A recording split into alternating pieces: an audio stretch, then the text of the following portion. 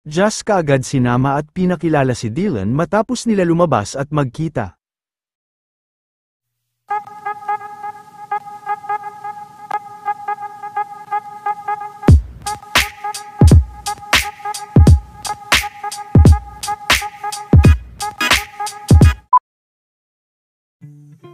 Matapos ang naging paglabas ni Jazz kahapon sa bahay ni Kuya, ay kaagad naman itong winelcome ng kanyang pamilya, at isang araw nga matapos ang kanyang paglabas ay marami ang talagang kinilig, dahil sa naging date nila Dylan at Jazz, kung saan ay nabuhayan din ng kanilang mga fans.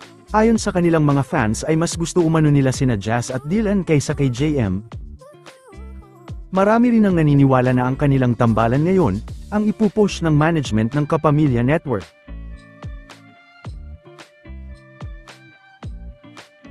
Pack up guys, wala na, tapos na ang laban, umuwi na kayo lahat, kami na too. Kaagad din na sinama ni Jazz si Dylan sa pakikipag-usap sa mga fans matapos nilang lumabas. Love you! May kasama din ako. Hi guys! Oh my God!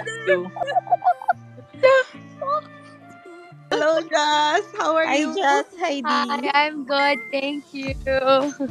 I Aww. love you. Thank you for all your love. Aww, we're speechless. Thank you sa pagpunta dito. We're speechless. We're so speechless because of you guys. Thank you so much. We